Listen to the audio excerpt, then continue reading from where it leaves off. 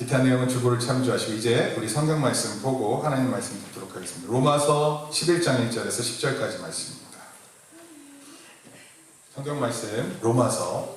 오늘은 PPT가 전혀 없어요. 그래서 여러분들께서 제 말을 잘 듣고 따라오시면 되겠습니다. 로마서 11장 1절에서 10절까지 말씀입니다. 제가 한 절 읽고 여러분들이 한 절 읽어주십니다. 그러므로 내가 말하노니 하나님이 자기 백성을 버리셨느냐? 그럴 수 없느니라. 나도 이스라엘이요 아브라함의 씨에서 난 자요 베냐민 지파라.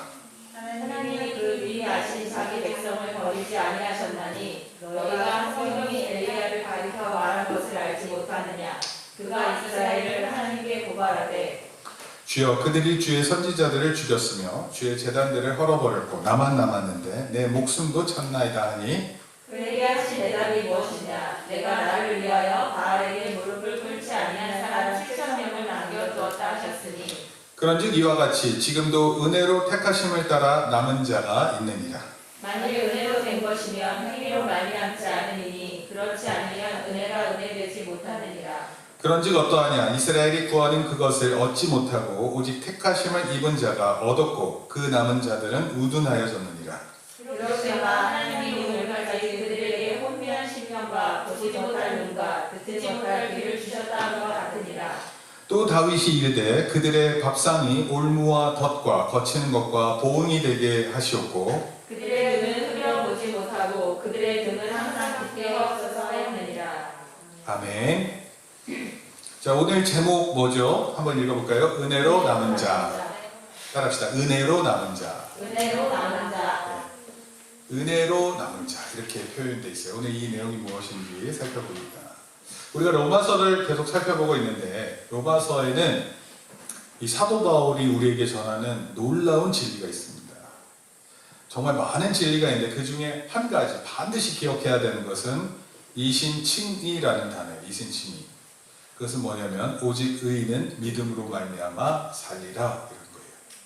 우리 다 알고 계시죠? 한번 따라해볼까요? 오직 의인은 믿음으로 말미암아 살리라. 여러분 믿음으로 산다는 말의 반대말이 뭔지 아세요? 네, 행위로 산다 이런 뜻이에요. 네, 믿음으로 말미암아 산다. 그것은 반대말이 행위로 산다 또는 율법으로 산다 이런 뜻입니다. 그래서 이 믿음으로 산다는 의미가 우리의 행위에서 나온 게 아니에요. 어디서 왔을까요? 우리가 이제 로마서 말씀 살펴봤는데 하나님께서 세우신 의예요. 그리고 하나님께서 직접 만드신 것입니다. 그리고 이 하나님께서 만드신 은혜가 바로 우리로 의롭게 한다 이런 뜻입니다. 우리의 행위로서 나타날 수 없기 때문에 하나님 은혜로 되는 것이에요. 그래서 이것을 하나님의 은혜. 그래서 오늘 우리가 계속해서 살펴볼 단어가 뭐냐면 은혜라는 단어입니다. 여러분 기독교하고 불교가 많은 것들을 공유하고 있어요. 기독교에서는 사랑, 불교에서는 자비이라는 표현을 하는데 우리는 이웃에게 사랑을 전한다 이렇게 하면 불교에서는 이웃에게 자비를 베푼다 다 같은 뜻입니다. 그렇게 크게 차이 나지 않아요. 근데 한 가지 불교에 없는 단어가 있어요. 그게 뭐냐면 은혜예요. 은혜. 혹시 절 이름이 은혜사 이런 거 들어봤어요? 은혜사? 은혜롭다 그런 거 그게 참 기독교적 표현입니다. 한국 기독교회를 포함해서 우리 세계에 있는 모든 기독교인들에게 물어보면 여러분들이 가장 좋아하는 찬송이 뭘까요? 질문하면 이 찬송을 고릅니다. 혹시 뭔지 아세요? 네, 찬송가 오늘 제가 이거 부르려다가 말았는데 찬송가 305장이에요.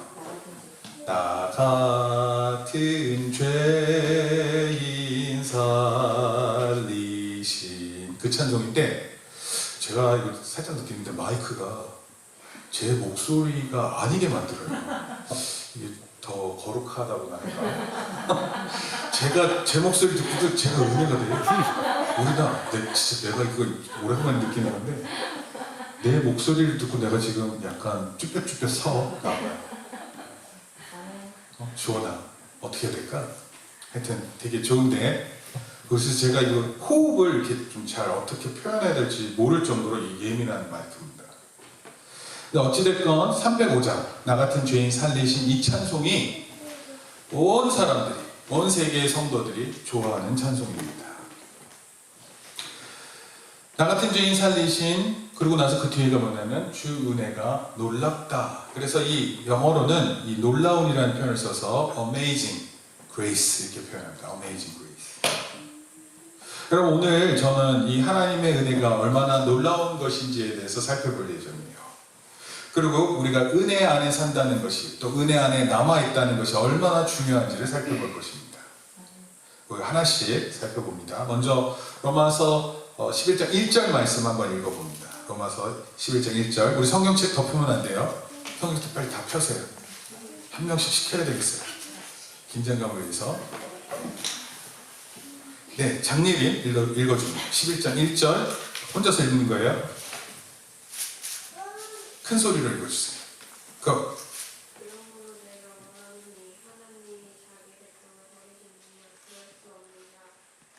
네, 거기까지입니다. 네, 1절에 더 있는데 또 그 뒤는 또 부탁드릴게요. 그럼 이렇게 얘기했어요. 그러므로 내가는 누구냐면 내가가 바울이에요. 바울이 말하는데요. 하나님이 자기 백성을 버리셨느냐. 자기 백성은 누구를 가리키죠? 이스라엘 또는 유대인들입니다. 하나님께서 자기 백성을 버릴 수 있느냐? 그럴 수 없다. 이렇게 표현했어요. 지금 바울이 한 가지 얘기하려고 하는 게 뭐냐면 이런 거예요. 제가 이 전에도 얘기를 했는데, 여러분, 하나님의 백성 이스라엘이 모두 구원받나요? 네, 아니에요. 하나님의 백성의 계약을 맺었는데 이 백성이 전부 다 구원받지 못한다는 사실을 사도 바울이 깨달았어요. 그래서 우리가 10장에서 배운 것 중에 하나가 뭐냐면, 하나님께서 분명히 쌍둥이 형제가 있었어요. 그렇죠? 누구예요? 에서와 야곱이 있었는데 하나님께서 누구를 선택하셨죠? 야곱을 선택했어요. 그리고 에서는 버리셨다 이렇게 표현했어요. 여러분, 같은 뱃속의 아기도 달라지는 거예요. 그 운명이.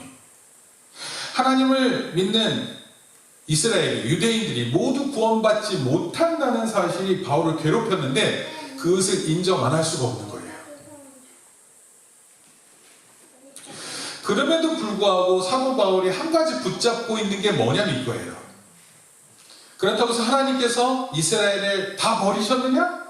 그렇지 않다는 거예요. 얼마나 하나님께서 버리셨고 얼마나 하나님께서 구원하시는지는 모르지만 사도 바울에게 있어서 중요한 마음 하나가 있는데 그게 뭐냐면 하나님께서 결코 다 버리시지 않으셨다라는 것입니다. 그리고 이 표현은 뭘 얘기하는 표현이냐면 희망을 얘기하는 거예요. 희망. 우리가 볼 때는 다 멸망받을 것 같은 사람들인데 그런데 가만히 보니까 하나님 말씀 안에서는 누군가 반드시 구원받을 것이라는 희망이 보이는 거예요. 바울이 이렇게 확신하는 데는 두 가지 이유가 있습니다. 오늘 본문에 나타나 있는데 첫 번째가 뭐냐면 자기 자신 때문에 그래요. 자기 자신. 그러고 나서 예리나 1절에 나머지 읽어줄까요?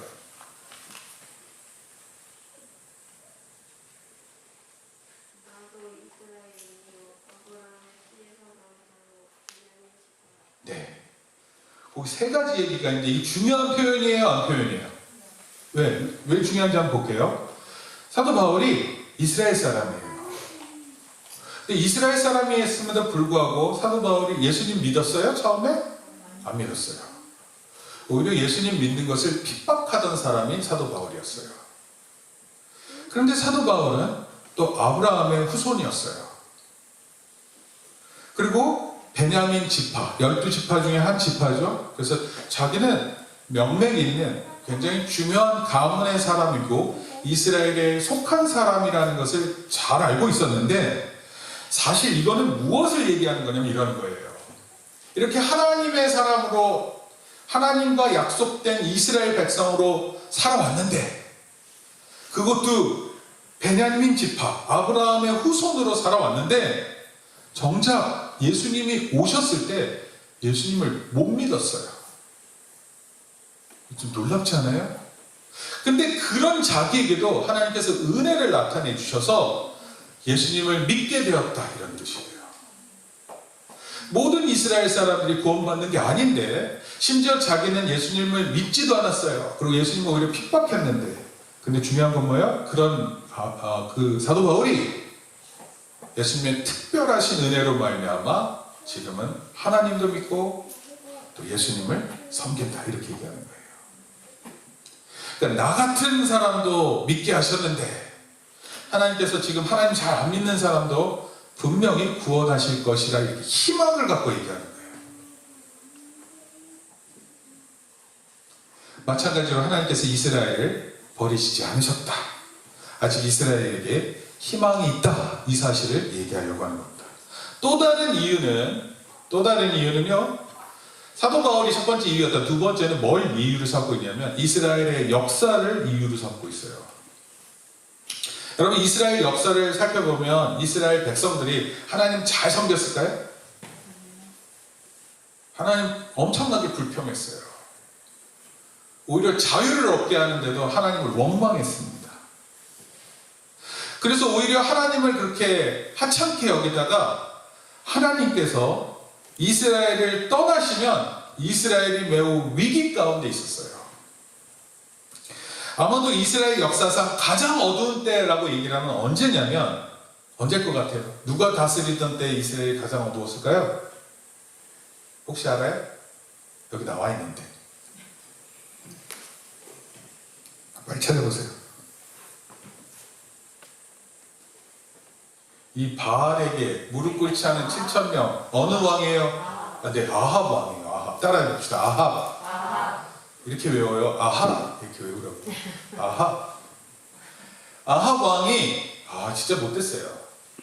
왕은 아합 왕. 아내가 누구예요? 이세벨.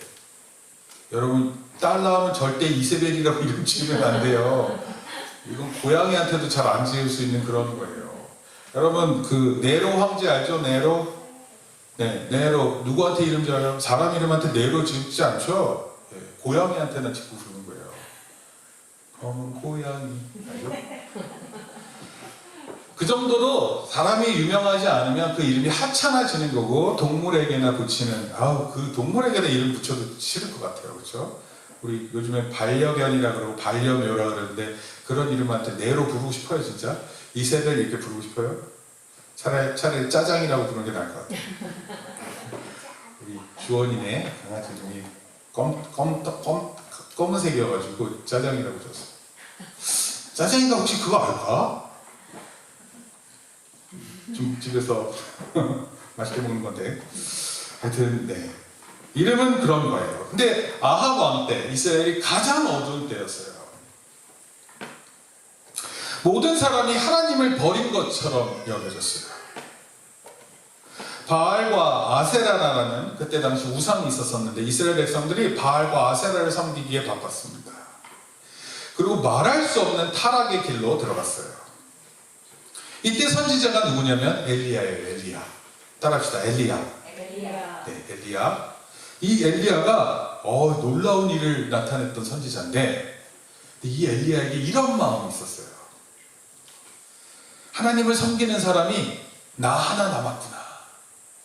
더 이상 하나님을 섬기는 사람이 아무도 없구나. 만약에 이렇게 혼자 남았다고 생각하면 어떨 것 같아요? 굉장히 힘들죠? 그 표현이 어디 있냐면 한번 읽어봅시다. 3절. 장예린 읽어주세요. 네, 3절입니다. 주여 그들이 주의 선지자들을 죽였으며 주의 제사들을 허물었고 너만 남았는데 예, 누구만 남았다고요? 나만이 누구예요? 엘리야. 그래서 하나님께 그렇게 기도한 거예요. 하나님, 이제 저만 남았는데 제 목숨도 이 사람들이 지금 없애려고 합니다. 그렇게 하나님께 기도했더니 예린아 4절. 4절 읽어주세요.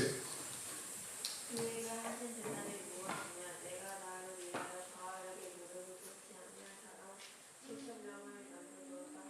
네, 몇 명 남겨두었다고요? 7,000명. 자기 혼자만 남았다고 하는데 갑자기 하나님께서 대답하셨어. 몇 명 남았다고? 7,000명. 아, 저만 남았는데 어떻게 하느니? 이런데 갑자기 7,000명 남았다. 그럼 어떻게 돼? 마음이 어떻습니까?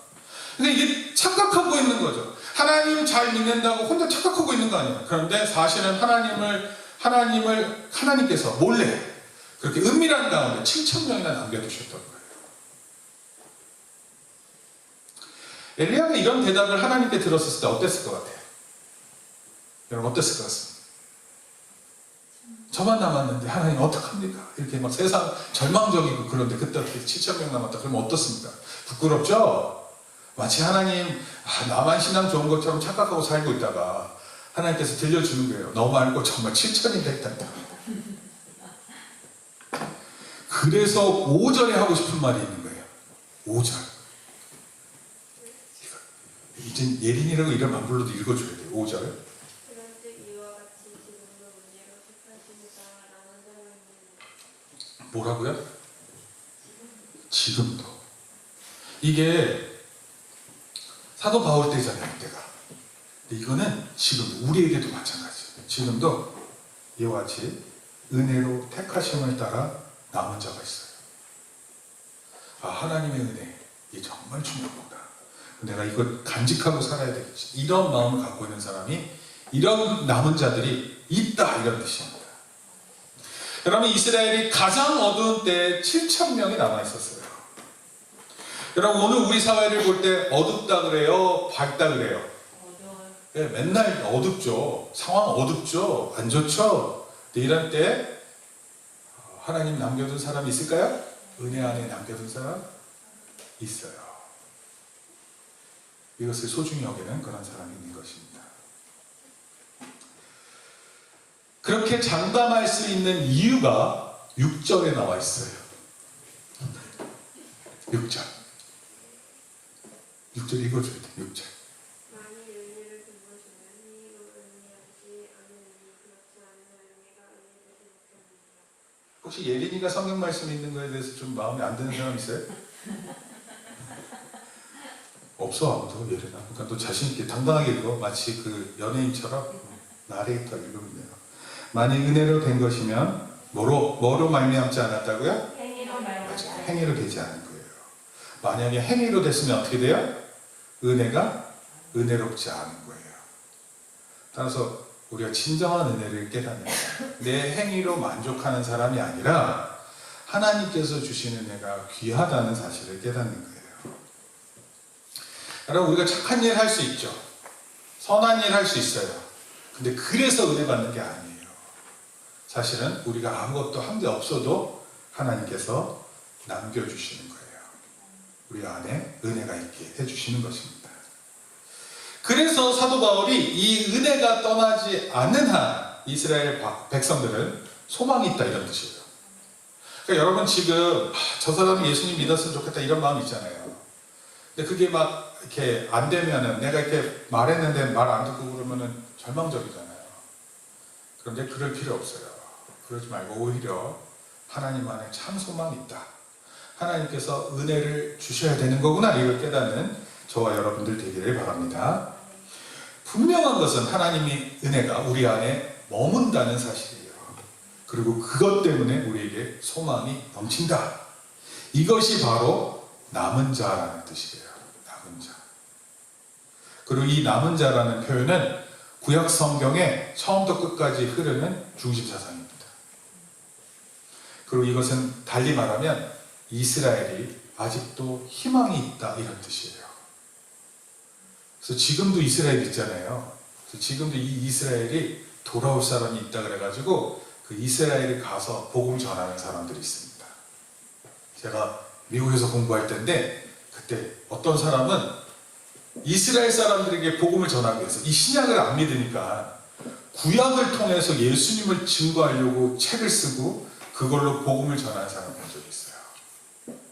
아주 뜨거운 마음을 가지고 이스라엘을 회복할 때가 이때다, 이렇게 생각하면서 나아가는 그런 사람이 있습니다. 어찌됐건 오늘 우리에게 필요한 정말 중요한 것은 은혜 안에 남아있는 사람이라는 것입니다. 우리가 분명히 기억해야 되는 것은 이거예요. 사도 바울이 뭘 얘기했냐면 10장에서 여러분, 하나님과 관계를 맺은 이스라엘이 모두 구원받지 않는다는 것을 깨달았어요. 원래는 하나님이 약속하셨으면, 계약하시면 모두가 구원받아야 되잖아요. 근데 그렇지 않다는 사실이 힘들었는데, 그러나 그럼에도 불구하고 하나님께서 아직까지 이스라엘에게 희망을 주시고 있다는 사실을 깨달은 거예요. 하나님의 은혜가 이스라엘에 머물면 이 사람들 중에 반드시 구원받는 백성이 있다, 이거 사실을 알고 있었던 거예요. 그 이유가 뭐라고요? 자기 자신을 통해서 증명을 했고, 두 번째는 이스라엘 역사를 통해서 깨달은 사실이에요. 여러분, 우리도 분명히 우리가 깨달아야 되는 거예요. 우리 교회에 모든 사람이 구원받았으면 좋겠는데 그렇지 않을 수 있어요. 구원받는 일은 전적으로 하나님께서 은혜를 주셔야만 감당할 수 있는 것이기 때문에 그렇습니다. 그러나 그럼에도 불구하고 우리가 왜 소망에 있어요? 하나님의 은혜가 계속 머물고 있으면 그곳에 희망이 있다는 것입니다. 이 참 불행한 건데, 교회 밖에는 그런 게 없어요. 교회 밖에는 구원이 있을 수 없습니다. 그런데 교회 안에 모든 사람이 구원받는다, 이것도 아니잖아요. 우리가 성경을 읽으면. 마찬가지로 우리가 이렇게 이러한 복음에 대한 생각을 가지고 구원에 대해서 깊이 있게 묵상하는 것이 중요한 것입니다. 먼저는 내 자신이 하나님 앞에서 은혜 받는 사람인지 아닌지를 살펴봐야 돼요. 여러분, 교회 가면 마음이 뜨거워져요? 온라인 예배 때 여러분 하나님의 드리는 진짜 그런 예배 같습니까? 그래야 돼요. 그래야 됩니다. 저는 정말 간절히 원하는 거예요. 제가 인터넷 예배만 드렸잖아요. 이렇게 인터넷 예배 드리면 여러분 얼굴 보지 못하잖아요. 그래서 제가 카메라 보고, 우리 장준 집사님이 세팅을 잘 해놓으시거든요. 제가 카메라 보고 막 설교해요. 약간 웃기지 않아요? 카메라 보고 설교하면. 사람이 없는데 내 카메라다 들고, 우리 장준희 씨는 최대한 조용히 계세요. 믿습니까? 이거 아멘 이래줘야 되는데 지금 집사님 조용히 계시거든요. 그럼 마치 저는 저 혼자 있는 것 같아요. 근데 그렇지 않죠? 여러분 같이 예배 드렸죠? 네. 그래서 제가 느끼는 거예요. 유튜브 선으로 이렇게 가가지고 그런 믿음의 반응이 있을 거라고 예상하면서 예배를 드린 겁니다. 장예린이 성경 말씀 따라 읽겠지 이렇게 생각하면서 예배를 드리는 거예요. 그리고 그걸로 내가 만족하고 있어요. 근데 직접 보니까 얼마나 좋습니까? 그렇죠?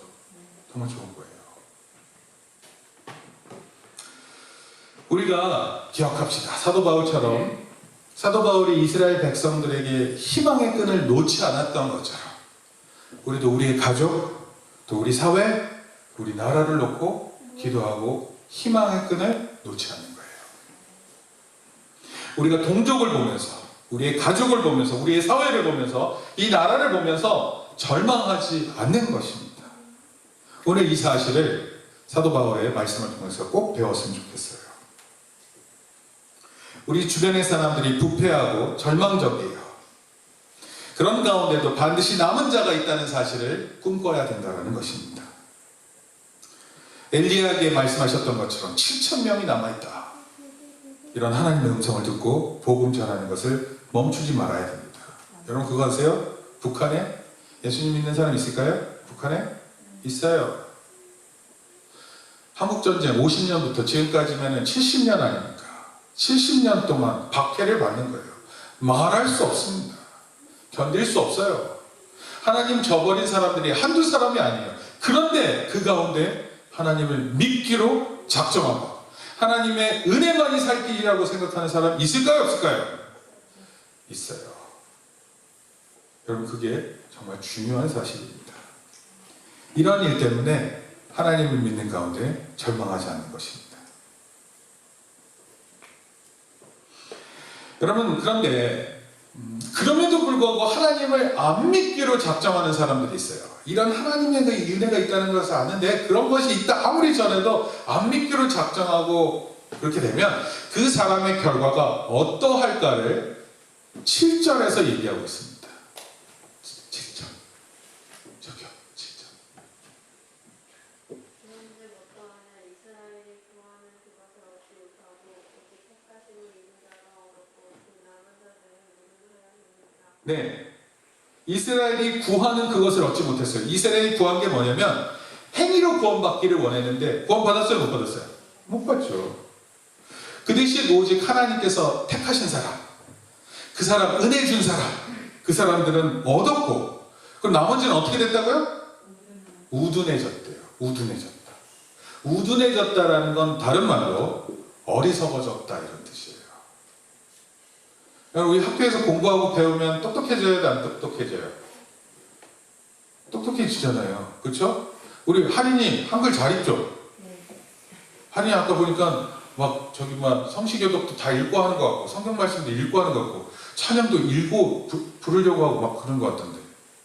우리 그림 새 마음을 너희에게 주되 육신에서 굳은 마음을 제거하여 부드러운 마음을 줄 것이며. 네, 거기 보면 육신에서 굳은 마음을 제거해라 이런 뜻이에요.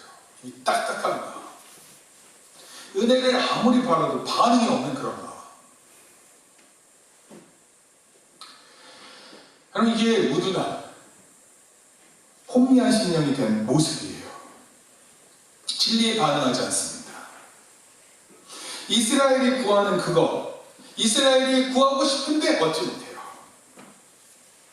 여러분, 이것을 다른 말로 하면 이런 거예요. 하나님께서 고의로 이 이스라엘 백성들이 고의적으로 은혜를 거절하게 하신 거예요. 그 완악한 마음, 나쁜 마음 있잖아요. 그 마음 그대로 그냥 내버려 두셨어요. 그래서 오히려 성경 말씀 가만히 있다 보면 하나님을 안 믿게 된 이유가 하나님 때문이라고 말하는 것처럼 들려요. 8절에 보니까 하나님이 오늘까지 그들에게 혼미한 심령과 보지 못할 눈과 듣지 못할 귀를 주셨다 함과 같으니라. 그러니까 하나님께서 그런 귀를 주셨고 그런 눈을 주셨고 혼미한 심령을 주신 것처럼 마치 하나님께서 이것을 이렇게 딱 정해놓은 것처럼 그렇게 들리는 거예요. 실제로 하나님께서 그렇게 주시는 겁니다.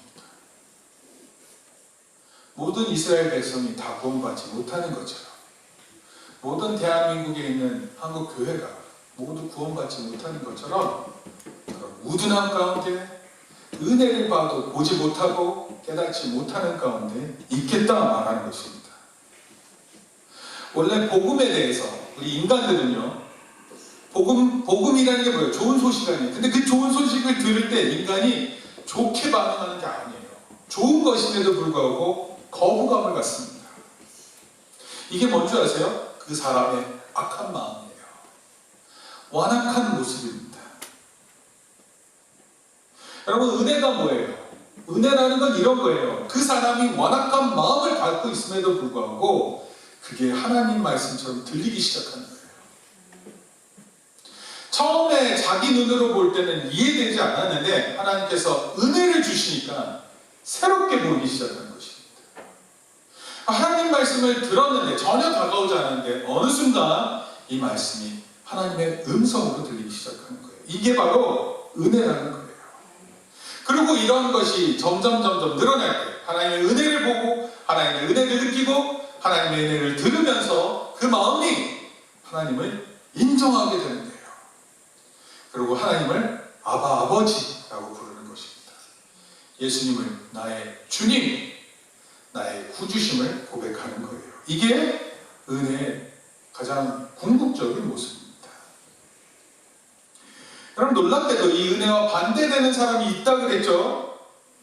그런 사람들에게 어떤 일이 일어날까요? 그것이 9절 10절에 나왔어요. 9절 10절 다 읽어줍니다. 또 다윗이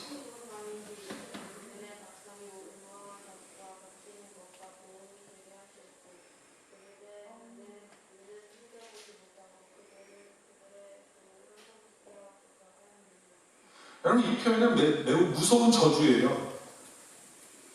그들의 밥상이 올무와 덫이 되었다. 여러분, 밥상이 올무와 덫이 이게 무슨 뜻이냐면, 여러분, 밥상이 뭐예요?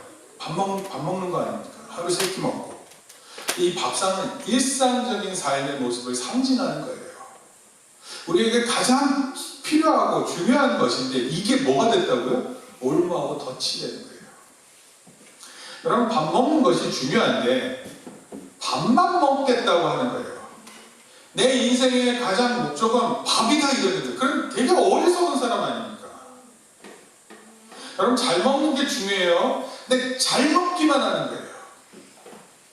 여러분 그래서 이 표현이 저주라는 거예요. 슬프게도 어떤 사람들에게는 이 저주가 그대로 임합니다. 여러분 먹고 마시는 거 관심이 있죠. 나이가 들면 잘 드셔야 돼요. 좋은 거 드셔야 됩니다. 건강을 위해서 필요한 게 있고 필요하지 않은 게 있어요. 조심해야 되는 거예요. 그런데 여기서 말하는 그 밥상은 그것만 생각하는 거예요.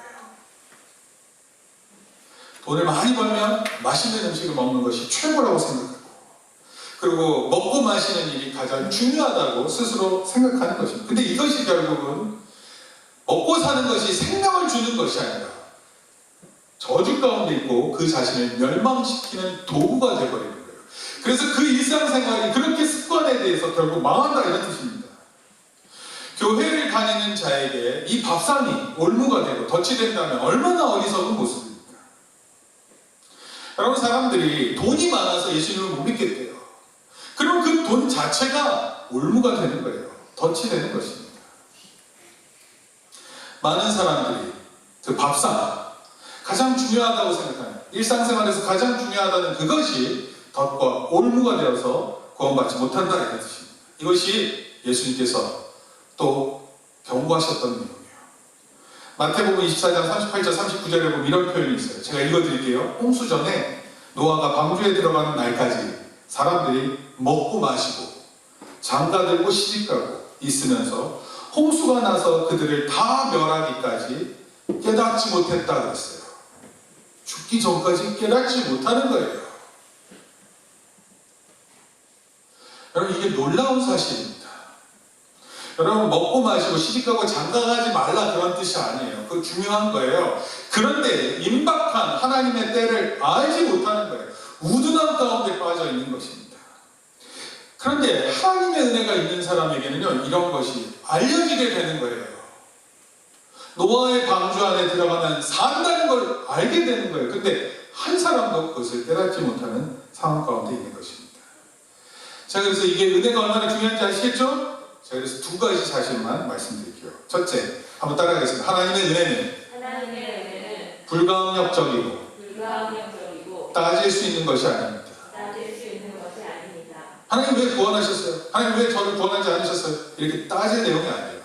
불가항력적이라는 건 뭐냐면 하나님의 은혜가 임하면 그냥 임하는 거예요. 저는 임했는데 아무 느낌이 없어요. 이렇게 말할 수 없어요. 안 임했는데 하나님 은혜가 너무 이렇게 말할 수 없다는 겁니다. 여러분 세상의 논리는 이런 거죠. 만약에 하나님께서 구원하시지 않으신다면 그게 무슨 하나님이야. 어떤 사람은 구원하고 어떤 사람은 구원하지 않는 거. 이거 참 하나님이 어떻게 그러실 수 있어. 참 세상도 불공평한데 하나님마저 불공평하다 이렇게 말하는 사람들이 있어요. 근데 제가 좀 얘기를 해볼게요. 조금 어렵긴 한데 제가 한번 얘기를 해볼게요. 만약에 우리가 하나님께서 구원하시지 은혜를 주시지 않겠다 하는 사람들 있잖아요. 내가 너한테 은혜는 안 주겠다. 그럼 이 사람 구원받지 못해요. 또 어떤 사람이 하나님 은혜를 주시겠다 그러면 그 사람 구원받아요. 그럼 잘 들어보세요.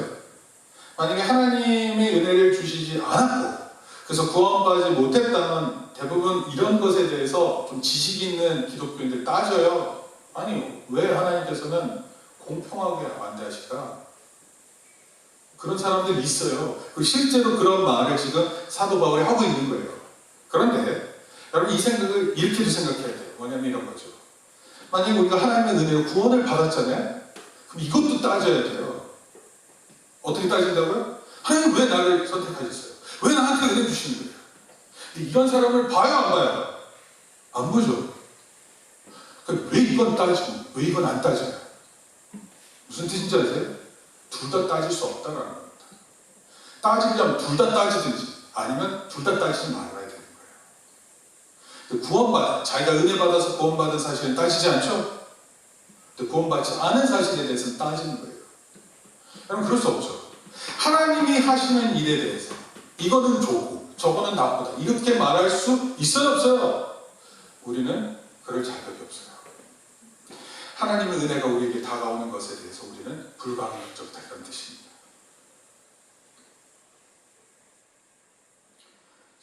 잔뜩 내용을 썼는데 시간이 많이 가서 넘어가겠습니다.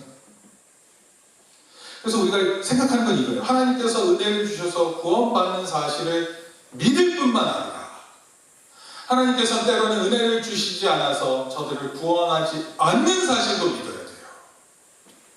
우리는 양쪽을 다 믿음으로 받아들여야 되는 것입니다. 여러분, 때로는 진짜 복음을 그렇게 전하는데도 듣지 않죠. 그 거부하는 거예요. 그리고 그 자리에 서서 망하는 사람을 우리가 인정 안 합니까? 인정할 수밖에 없는. 여러분, 그 수많은 사람들, 하나님을 모른 채 죽었던 사람들, 그렇게 복음을 전달했으면서 그걸 받아들이지 않고 죽었던 사람들 있죠. 제가 최근에 친구 아버지 장례식이 있었어요. 친구가 그랬어요. 아버지한테 복음을 전했대요. 근데 끝까지 안 받으셨다고 합니다. 그럼 그거 마음대로 할 수 있는 거 아니잖아요.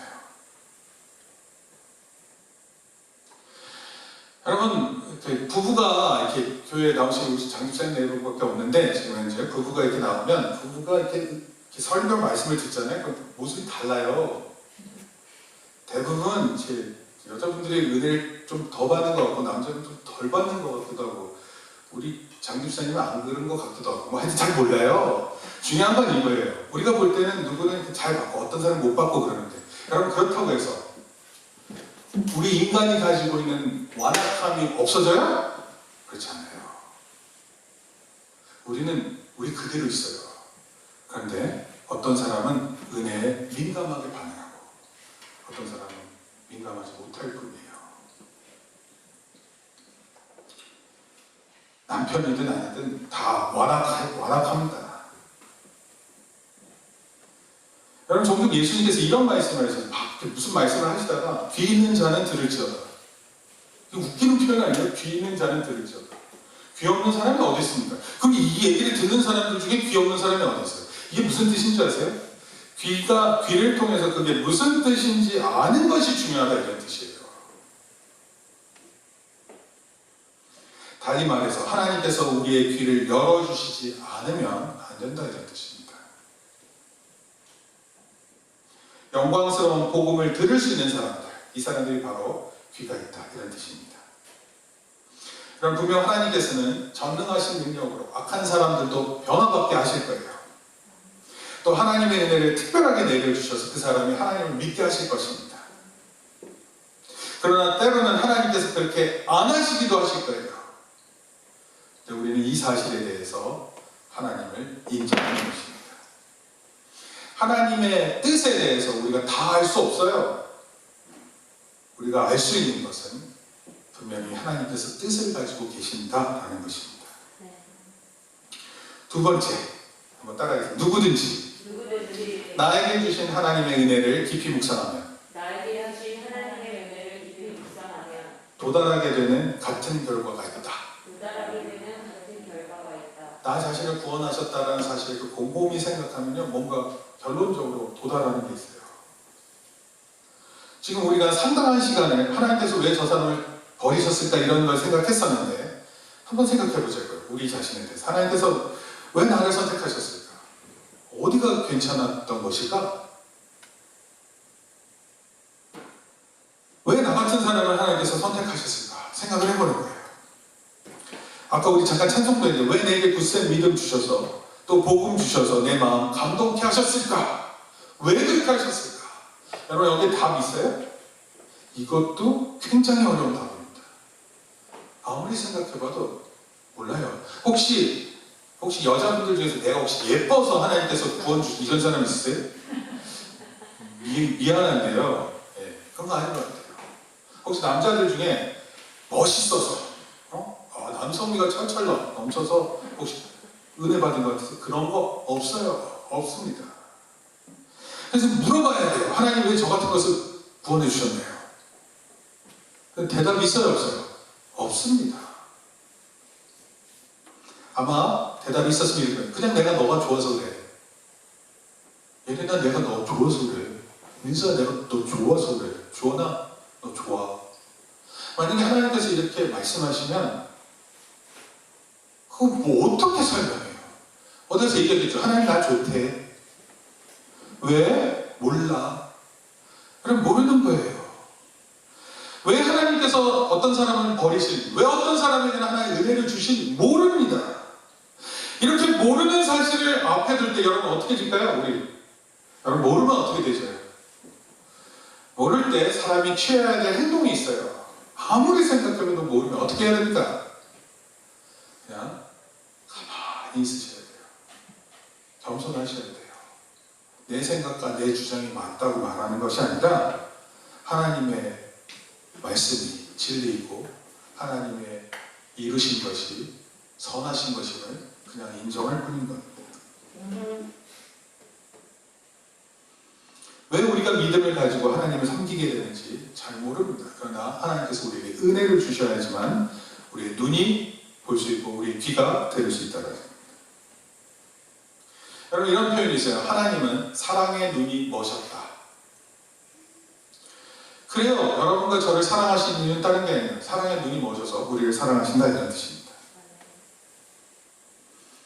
우리는 하나님을 믿음으로 선택하기보다는 믿음으로 될 수 있으면 선택 안 하려고 하는 마음이 많았는데 하나님께서 그때 우리를 선택하셔서 또 우리의 실수투성이고 우리의 모순덩어리인데 우리를 사랑해 주셨다는 것입니다.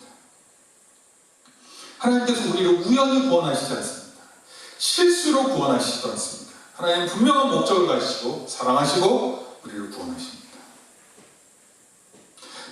버림받은 자의 문제가 잘 해결되지 않는 것처럼 우리가 왜 구원받는지에 대해서도 곰곰이 생각하면 잘 해결되지 않는 문제입니다. 그래서 이것을 뭐라고 얘기하냐면 신비 중에 신비 이렇게 얘기합니다.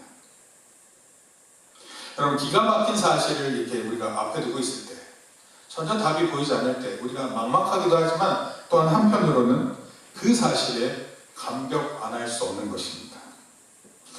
은혜 받지 못하는 사람은요 막 따져요. 이성적으로 판단하고 뭐가 어떻게 됐고 근데 은혜 받은 사람은요 너무나 쉽게 하나님께 감동하고 감격하는 것입니다. 존 뉴턴이라는 사람이 찬송가 305장 나 같은 죄인 살리신 이 찬송을 썼는데 그가 이렇게 얘기했어요. 잃었던 생명 찾았고 광명을 얻었네. 이 광명을 얻었는 데가 뭐냐면 눈이 안 보였다가 눈이 보기 시작했다 이런 뜻입니다. 잃었던 생명도 찾았고 근데 이 존 뉴턴이 이런 얘기를 했어요. 만약에 천국에 가면 세 가지 사실로 논한대요. 첫째는 여기 왜 이 사람이 안 와 있지? 이 사람들 분명히 천국에 가야 되는 사람인데 왜 안 보이지? 두 번째, 이 사람이 천국에 왔다고? 세 번째, 존 뉴턴은 원래 어떤 사람이냐면 노예상인이었어요. 노예상인. 그러니까 얼마나 많은 사람들을 이렇게 노예로 만들었는지 모릅니다. 근데 그가 이렇게 얘기했어요. 노예상인으로 악명 높았던 존 뉴턴이 그곳에 와 있는 것을 보고 놀랄 것이다. 그랬습니다. 여러분 은혜 받는 사람은요 자기 자신이 구원받는다는 사실이 당연하다고 생각하는 게 아니라 놀라운 사실로 알고 있는 거예요. 아무리 생각해도 내가 구원받는 이유를 잘 알지 못하는 것입니다. 이것이 기독교인이 가지는 모습이에요. 그리고 그 사실에 겸손할 뿐입니다. 행위로 된 건 아니잖아요. 오직 하나님은 은혜로 된 거다. 결론적으로 말씀드릴게요. 왜 하나님께서 사람의 마음을 완악하게 하는지 잘 모릅니다. 왜 하나님께서 나 같은 사람에게 은혜를 주시는지 잘 모릅니다. 이 질문이 너무 불가사의해요. 잘 이해되지 않습니다. 이것이 바로 신앙의 모습이에요. 그리고 이 사실을 곰곰이 생각하다가 참 내가 하나님의 크신 은혜를 받았구나. 그것을 감격하는 게 참된 신앙인의 모습입니다. 감사하고 찬송하면서 하나님을 영화롭게 하기에 견딜 수가 없는 그런 마음의 모습이 바로 기독교인의 모습이에요. 길을 가다가 운전을 하다가 공부를 하다가 문득 하나님께서 나를 왜 사랑하시는 거지? 이걸 생각하다가 중얼거리는 거예요. 나 같은 것을 사랑하셨구나. 나 같은 사람을 구원하셨구나. 정말 하나님은 사랑의 눈이 머셨구나. 아무리 그 일을 찾으려 해도 찾을 수 없는 그것이 바로 그리스도인의 참 모습이라는 것입니다. 바로 이 모습에 감동하고 감격할 수 있는 저와 여러분 되기를 바랍니다. 코로나19로 비대면 예배가 되다 보니까 우리 감동적인 순간이 별로 없는 것 같은데 사실은 그 가운데 하나님 분명히 은혜를 주시고 계시고 남은 7천이 있다는 사실을 꼭 기억하기를 바랍니다. 그럼 제가 많은 사람들을 만나보면 이 비대면 예배로 인해서 신앙이 많이 떨어지는 걸 봅니다. 그럼 우리도 조심해야죠? 그런데 그때 꼭 이 하나님의 말씀을 가지고 새롭게 설 수 있는 저와 여러분 되기 바랍니다. 왜 내게 굳센 믿음 주셔서 왜 나를 감동케 하시는지 난 알 수 없습니다. 그런 가운데 나에게 주신 은혜를 생각하고 감동할 수 있는 저들 되기 바랍니다. 또한 우리가 마지막 때가 있을 거예요, 우리 인생에. 그럼 그때 우리의 심장이 멈추는구나 이것을 아는 때가 있어요. 그때 하나님께서 나를 사랑해 주신 것을 감동해하고 맞이하는 저와 여러분들 되기를 바랍니다. 한 주간 우리가 믿음으로 살고 또 한 주간 은혜 안에 살기를 예수님의 이름으로 축원합니다. 같이 기도하겠습니다. 주님 감사합니다. 우리에게 주시는 놀라우신 은혜가 왜 있는지 잘 모릅니다. 또 왜 하나님께서 민족을 택하시고 구원의 길을 인도하시는데 하나님 저버리고 믿음에 반대되는 자리에 있어서 하나님의 버림받았는지 모르겠습니다. 우리 알 길 없습니다. 그러나 한 가지 분명한 사실은 하나님 오늘 우리를 사랑하고 계시고 또 우리에게 은혜를 베풀어 주셔서 우리의 귀를 통해 듣게 하시고 우리의 눈을 통해 확인케 하시며 놀라우신 하나님의 사랑을 맛보 알게 된다는 것입니다. 이 은혜가 우리 안에 넘치게 하여 주시옵소서. 한 주간 믿음으로 승리하며 살 수 있는 우리 모두 되기를 소원하며 예수님의 이름으로 기도합니다. 아멘. 이제는 우리 주 예수 그리스도의 은혜와 하나님 아버지의 크신 사랑과 성령님의 감화 감동 교통하심이 은혜 안에 남은 자들에게 하나님의 놀라우신 능력이 있음을 기억하고 돌아가는 주의 성도들 머리 위에 이제부터 영원토록 함께 있을지어다. 아멘. 아멘. 우리 박수로 하나님께 영광을 돌립니다.